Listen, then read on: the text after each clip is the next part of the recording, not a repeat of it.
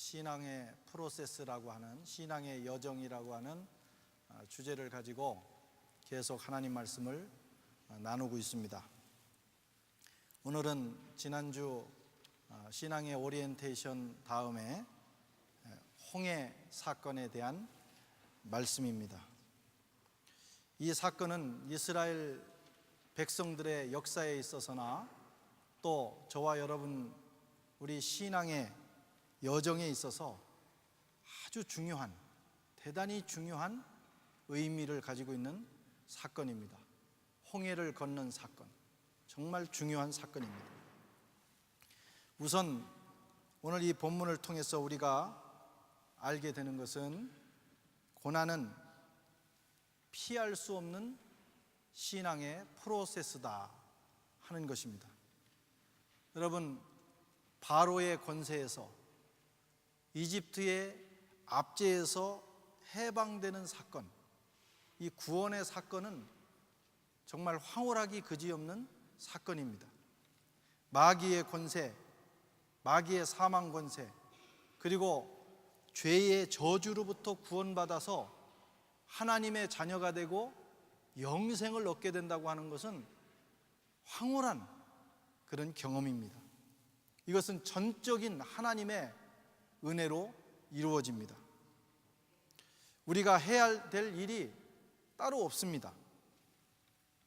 하나님 말씀에 순종해서 양을 잡고 그 양을 집 좌우 문설주에 바르고 임방에 바르고 그리고 그 집 안에 머무르기만 하면 되는 그런 사건입니다. 어린 양 예수 그리스도의 보혈을 힘입고 저와 여러분이 그리스도 안에 거하기만 하면, 믿음으로 거하기만 하면 이루어지는 것이 바로 구원의 황홀한 경험입니다. 이것을 가리켜서 전적인 하나님의 은혜라고 합니다. 구원은 전적인 하나님의 은혜입니다. 로마서 3장 24절에 그리스도 예수 안에 있는 구속으로 말미암아 하나님의 은혜로 값없이 의롭다함을 받았느니라. 이것이 구원 사건입니다. 그런데 이집트를 떠난 이스라엘 백성들은 이제 이 구원 사건을 경험하고 또 바로의 압제로부터 벗어나게 됐으니 이제는 우리에게 축복받을 일만 남아있다. 그저 탄탄대로가 열려질 것이다. 그들은 이집트를 떠나면서, 바로를 떠나면서 그런 생각을 했을 것입니다. 그러나 그것은 그들만의 생각이었습니다. 순진한 어리석은 그들의 기대였습니다. 그들이 이집트에서 구원을 받은 후에 만나는 상황은 그들의 기대와는 전혀 다른 그런 상황이었습니다. 홍해가 있고 광야의 각종 어려움들이 이스라엘 백성들을 기다리고 있었습니다. 기대가 무너지고 삶의 기반이 흔들리고 드라이한 인생이 앞에 놓여 있고 관계가 꼬이고 리더십과 부딪히고 온갖 어려움들이 구원받은 이후에 그들 앞에 전개되는 것입니다. 그래서 그들은 당황합니다. 구원받으면, 예수 믿으면, 이집트로부터 벗어나면 모든 일이 다 잘 될 줄 알았는데 이게 웬일이냐. 당황하고 방황하고 그리고 하나님을 향해서 원망합니다. 이렇게 하려고 우리를 구원했단 말입니까? 여러분, 그러나 이것이 신앙의 프로세스임을, 신앙의 여정의 한 과정임을 아셔야 합니다. 하나님의 전적인 은혜로 구원받은 하나님의 백성들은 이제부터 하나님의 백성답게, 하나님의 자녀답게 살 것을 요구받습니다. 구원받은 사람은 구원받은 자에게 합당한 삶이 있다는 거예요. 하나님은 그런 삶을 이제 우리에게 요구하시는 것입니다. 그것을 위해서 훈련을 받게 되고 그 과정을 통해서, 그 훈련 과정을 통해서 당당한 하나님의 백성으로, 또 온전한 하나님의 자녀로 좁은 길, 좁은 문을 걸어가는 의로운 존재로 살게 되는 것입니다. 구원받은 이후에 삶은 구원받기 이전에 걸어갔던 삶과는 전혀 다른 삶을 살아야 하는 거예요. 출애굽 이후에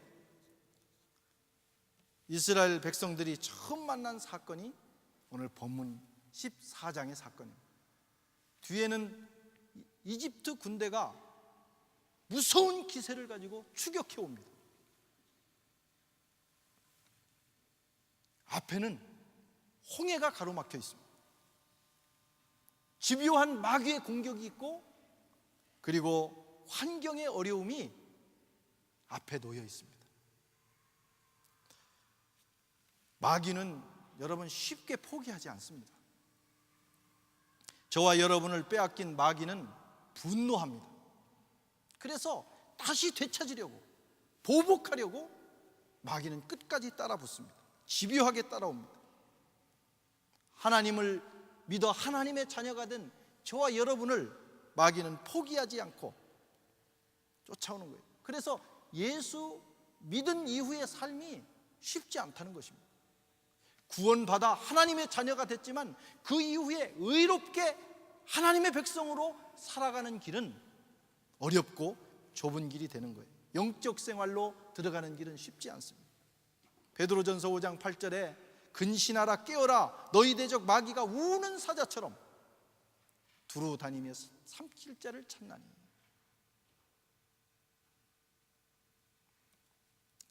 거다가 환경의 어려움이 앞에 가로막히고 있어요. 마귀만 뒤쫓는 것이 아니라 환경의 어려움이 있습니다. 홍해는 사람의 방법으로 건널 수 없는 그런 강입니다. 거기에 들어가면 다 빠져 죽게 돼 있어요.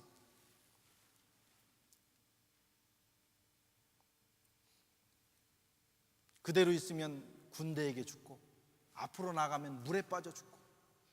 여러분, 구원받은 이후에 만난 처음 상황이 이런 상황입니다. 진퇴양난입니다. 나갈 수도 없고 물러설 수도 없습니다.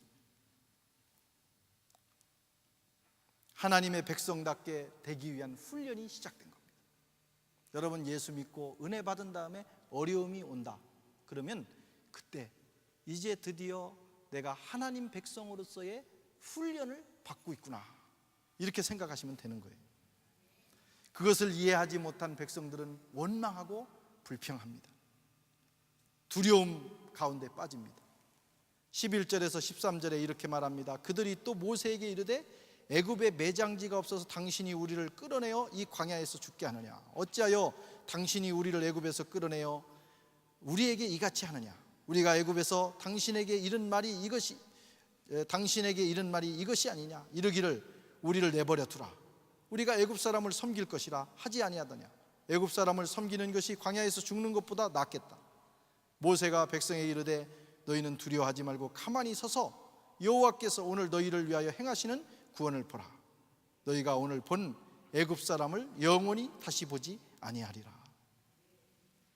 이스라엘 백성들이 처음 만난 이 어려움 앞에서 그들은 당황하고 두려워하고 원망하고 불평했습니다. 그러나 영적으로 보면 원망하고 불평할 상황이 아니라 사실은 감사해야 될 상황입니다. 이 일로 인해서 두 가지 놀라운 체험을 하는데, 하나는 그들을 추격해오던, 그렇게 집요하게 추격해오던 바로의 군대가 그 물에서 수장된다는 거예요. 그 이후에는 바로가 추격하지 못합니다. 다 죽어버렸으니까. 그리고 이스라엘 백성들은 하나님의 권능을 체험하게 되는 거예요. 여러분, 어려움은 원망과 절망의 조건이 아니라 하나님의 기적을 체험할 수 있는 현장이고, 그리고 우리를 어렵게 하는 마귀의 세력을 수장시키는 그런 사건이라고 하는 것입니다. 그래서 어떤 어려움이 올 때 성도는 급하게 반응하면 안 돼요. 한번 물러서서 생각하는 거예요. 하나님이 이 일을 통해서 무엇을 하시려고 하시는가 생각하고 깨달으면 사실은 모든 일들이 감사할 일들 뿐이고 기대할 일들 뿐이라고 하는 겁니다. 두 번째로 바로의 군대와 홍해의 문제를 해결하는 비결, 해법이 있습니다. 우리를 추격하는 마귀의 세력, 그리고 앞에 놓여 있는 환경의 어려움을 해결하는 비법을 가르쳐 주십니다. 13절에 보면 모세가 백성에게 이르되 너희는 두려워하지 말고 가만히 서서 여호와께서 오늘 너희를 위하여 행하시는 구원을 보라. 너희가 오늘 본 애굽 사람을 영원히 보지 못하리라. 모세가 세 가지를 제시하는데, 첫째는 두려워하지 말아야 된다. 너희는 두려워하지 말고. 여러분, 모든 일은 마음에서 시작이 됩니다. 싸움도 딱 적하고 붙어 섰을 때 성패는 이미 마음에서 끝나는 거예요. 마음에서 나는 오늘 지겠다 그러면 지는 겁니다. 마음이 중요합니다. 무엇보다 마음을 지켜야 됩니다.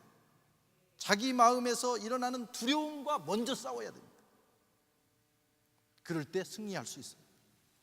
빌립보서 4장 6절에 말씀하기를 아무것도 두려워하지 말고 모든 일에 기도와 간구로 너희 구할 것을 감사함으로 하나님께 아뢰라. 여러분, 기도보다 먼저 해야 될 게 뭐냐? 마음의 두려움을 이기는 거예요. 하나님을 의지함으로 자기 마음속에 일어나는 두려움을 이겨야 기도할 수 있습니다. 시편 112편 7절에 말씀하기를 그는 흉한 소식을 두려워 아니하며 여호와를 의뢰하고 그 마음을 굳게 정하였도다. 어떤 소식에서도 마음에서 일어나는 두려움과 싸워 이긴 사람은 여러분 환경과 조건을 이길 수 있습니다. 여러분 마음속에 있는 두려움이 떠나가는 역사가 있기를 바랍니다. 미래에 대한 두려움, 시험에 대한 두려움, 자기 인생에 대한 두려움, 그것을 이겨야 됩니다. 두 번째는 가만히 서 있어야 된다. 가만히 서 있어라. 이건 굉장히 어려운 일이에요. 쉬운 것 같지만 제일 어려운 게 가만히 서 있는 겁니다. 뒤에는 지금 바로의 군대가 바짝 뒤쫓고 있고 앞에는 홍해가 있는데 어떻게 가만히 설 수 있어요? 지푸라기라도 잡아야지. 그런데 그때 지푸라기 잡기 위해서 움직이면 늪에 빠지는 것처럼 깊이 빠지는 거예요. 그때 가만히 서 있어야 됩니다. 그러면 하나님이 일하기 시작합니다. 세 번째로 보라고 그랬어요. 보라. 뭘 봐야 되느냐? 이스라엘 백성들은 이집트 군대를 봤어요. 그리고 홍해를 봤어요. 그랬더니 마음속에 두려움이 일어나기 시작하는 거예요. 우왕좌왕합니다. 무엇을 봐야 합니까? 하나님을 봐야 돼요. 눈을 들어 위를 봐야 됩니다. 모든 환경과 조건을 주장하시는 전능하신 하나님을 봐야 합니다. 그러면 그때 기적이 일어나는 것입니다. 성도는 어떤 상황에서도 하나님을 바라보아야 합니다. 하나님이 행하시는 구원의 기적을 기대해야 합니다. 여러분, 그것이 믿음입니다. 그렇게 되면 어지간한 인생의 문제는 다 해결이 돼요. 눈을 들어 우리를 도우시는 하나님을 보는 저와 여러분들이 되시기를 바랍니다. 1년 동안 여러분 환경 조건을 자꾸 보지 마세요. 마귀는 자꾸 그걸 보도록 합니다. 그러나 그거 보면 자꾸 마음에 의심과 두려움만 와요. 우리를 참으로 도우시는 하나님을 보고 계속 거기에 우리의 시선을 집중하시기를 바랍니다.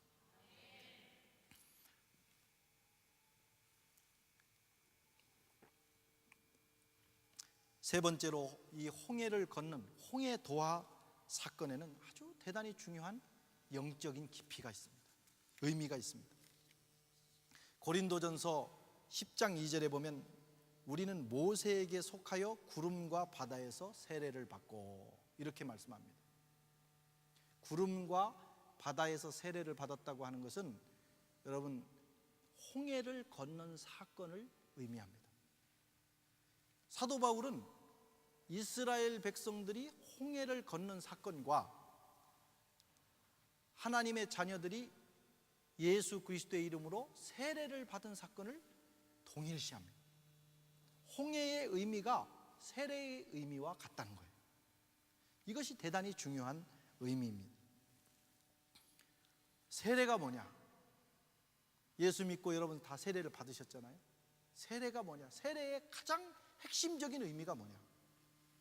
로마서 6장 3절 4절에 보면 무릇 그리스도와 합하여 세례를 받은 우리는 그의 죽으심과 합하여 세례를 받은 줄 알지 못하느냐. 그러므로 우리가 그의 죽으심과 합하여 세례를 받음으로 그와 함께 장사되었나니 이는 아버지의 영광으로 말미암아 그리스도를 죽은 자 가운데서 살리심과 같이 우리로 또한 새 생명 가운데서 행하게 하려 함이라.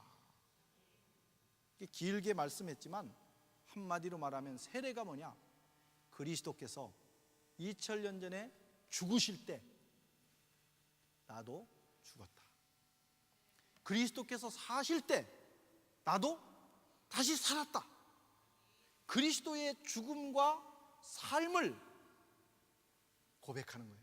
그리고 그 안에서 나도 죽고 나도 다시 살았다고 하는 걸 고백하는 것이 여러분 세례입니다. 세례는 그리스도의 죽으심과 사심과 연합을 고백하는 거예요. 예수님이 죽으실 때 나도 죽고 예수님이 살아나셨을 때 나도 산 것입니다. 그래서 세례를 받는 것은 나는 죽었다, 옛사람 성원용이는 죽었다 하는 것을 고백하는 것이고, 나는 그리스도 안에서 새로운 피조물이 됐다 하는 것을 고백하고 새로운 피조물로서의 삶을 살겠다고 고백하는 것입니다. 여러분, 이스라엘 백성들이 홍해를 건널 때 동일한 사건을 경험합니다. 그들은 홍해를 건너서 살았습니다. 그러나 사실은 홍해로 들어가면서 그들은 죽은 거예요. 실제는 죽은 거예요. 그리고 그들은 홍해에서 나오면서 새로운 인생이 시작이 된 것입니다. 바로의 군대가 곧 따라 들어오잖아요. 그런데 그들은 죽었습니다.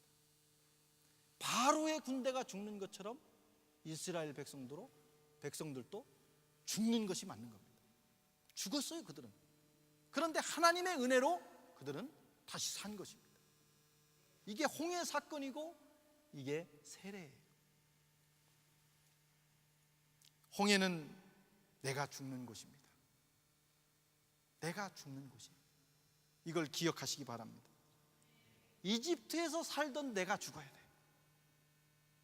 바로의 녹을 먹고 바로에게 붙어서 살던 내가 죽어야 됩니다.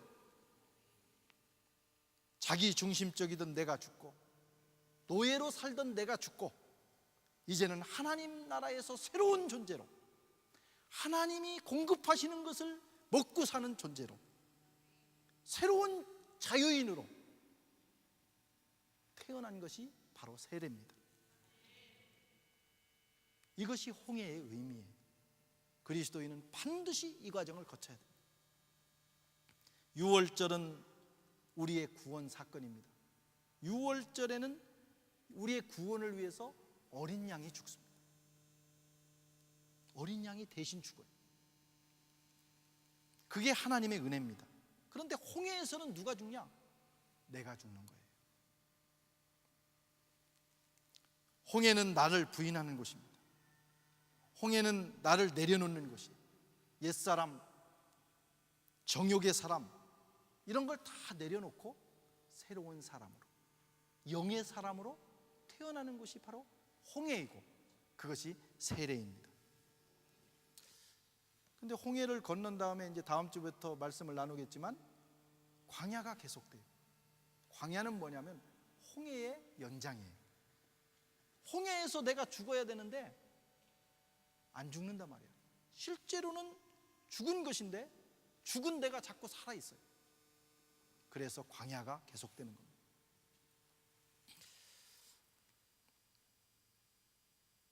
내가 죽는 거, 이게 진짜 어렵습니다. 여러분 죽으셨습니까? 그리스도께서 죽으실 때 죽었던 여러분이 실제로 삶에서 죽었냐? 자꾸 살아납니다. 죽은 줄 알았는데 벌떡 일어납니다. 나를 내려놓고 나를 부인하는 것은 쉽지 않습니다. 어린 양은 분명히 돌아가셨는데, 유월절 어린 양 주님은 확실히 십자가에서 죽으셨는데, 그래서 우리의 구원은 확실한데, 그때 죽었어야 될 나는 자꾸 살아서 움직이는 거예요. 이것이 바로 저와 여러분의 문제고, 내가 살아있기 때문에 인생의 광야가 길어지는 것입니다. 내가 살아있기 때문에 이집트의 바로의 군대가 우리를 위협하는 거예요. 여러분, 홍해를 완전히 건넌 다음에는 바로의 군대가 위협하지 못하면 다 죽어버렸으니까. 그런데 홍해를 건너기 전까지는 계속해서 바로의 위협을 받습니다. 홍해를 건너면 바로의 그 공격이 무력화됩니다. 세례가 이런 의미예요. 죄와 사망 권세에서, 저주에서 우리를 구원하시기 위해서 예수님이 죽으셨다면, 이제 육신의 정욕의 권세에서 벗어나 하나님의 자녀로서 의로운 삶을 살기 위해서 내가 죽어야 됩니다.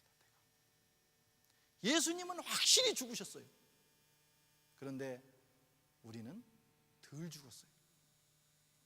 그게 문제입니다. 나를 내려놓기를 바랍니다.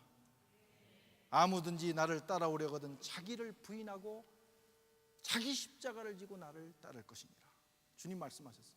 우리가 예수 믿은 다음에 하나님의 뜻을 따라 살고 예수님의 제자로서 살아가기를 마음은 원하지만 안 되는 이유가 뭐냐? 자기 부인이 안 되기 때문에, 내가 살아있기 때문에 그런 것입니다. 우리 인생의 많은 문제가 어디에서 비롯되느냐? 내가 살아있기 때문에 그런 겁니다. 내가 죽고 내가 부인되고 나를 내려놓으면 문제될 게 아무것도 없어요. 부부싸움이 왜 일어나냐? 둘 다 살아서 그래요. 둘 중에 하나만 죽으면 싸울 일이 없어요. 그런데 이게 죽은 줄 알았다가 어떤 상황이 되면 남편도 살아나고 아내도 살아나요. 둘 중에 하나만 죽어 있으면 괜찮습니다. 싸움이 안 됩니다. 인생이 왜 꼬이냐? 내가 살아서 그런 거예요. 왜 인생의 광야가 계속되느냐? 아직 나를 내려놓는 일을 완전히 마치지 않아서 그렇습니다.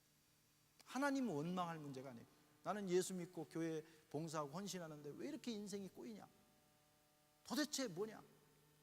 뭐기는 뭡니까? 내가 살아있어서 그런 거예요. 내가 죽기 전까지는 훈련 차원에서 그 일은 계속되는 것입니다. 죽으시기를 바랍니다. 옆에 사람 한번 바라보세요. 그리고 한번 물어보세요. 당신은 죽으셨습니까?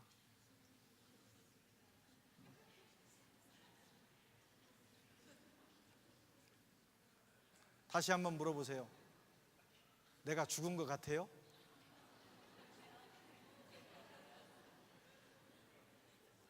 여기 한번 보십시오.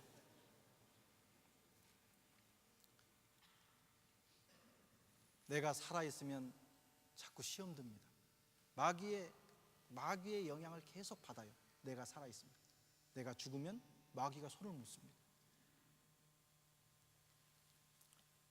내가 살아있기 때문에 자꾸 시험 들고 기대가 무너지고 삶의 기반이 흔들리고 인간관계가 꼬이고 인생이 드라이해지고 리더들과 부딪히게 되는 거예요. 내가 살아있기 때문에. 예수 믿은 다음에 가장 문제가 뭐냐? 납니다. 나 처리가 안 되는 거예요.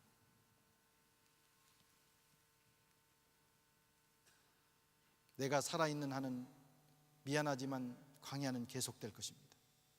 내가 살아있는 한은 아무리 기도해도 마귀의 시험과 공격은 계속될 것입니다. 그러나 내가 죽으면 이런 문제는 끝나는 것입니다. 사랑하는 성도 여러분, 은혜로 구원받은 저와 여러분은 이제 의의 길을 걸어가야 돼요. 옛날처럼 살 수는 없어요. 근데 왜 의의 길을 걸어가기가 이렇게 어려우냐? 내가 살아있기 때문에. 옛사람인 내가 살아있는 한 우리는 절대로 의의 길, 좁은 길, 그리스도의 길을 걸어갈 수 없습니다. 그러나 내가 죽으면, 나를 내려놓으면 우리는 그 길을 갈 수 있게 되는 것입니다. 한 주간 동안 여러분 자신에게, 우리 각자 자신에게 끊임없이 질문하시기 바랍니다. 성원영이 너는 죽었는가? 윤성원 너는 죽었는가? 남에게 묻지 말아요. 집에 가지고 부인한테 여보 당신은 죽었어? 이렇게 물으면 안 돼요. 나에게 물으세요. 스스로에게. 나는 죽었는가? 나는 내려놓았는가? 나는 자기를 부인하고 있는가? 이 관문을 그리스도인은 반드시 통과해야 되고, 이게 통과되지 않으면 인생은 제자리 걸음입니다. 계속해서 광야를 걷게 되는 거예요. 이것이 되는 순간에 하나님은 말씀을 주시고 하나님의 은혜가 폭포수처럼 내려오고 우리는 드디어 왕같은 제사장이 되어 세상을 새롭게 하는 일에 쓰임받게 되는 것입니다. 내가 죽어야 돼. 하나님 나를 죽여주시옵소서. 2000년 전에 주님이 십자가에 죽으실 때 죽었던 그 내가 오늘 확실히 죽을 수 있도록 성령으로 도와주시옵소서. 그 고백을 하며 자기 자신을 내려놓는 한 주간이 되시기를 주님 이름으로 축원합니다. 기도하겠습니다. 주님,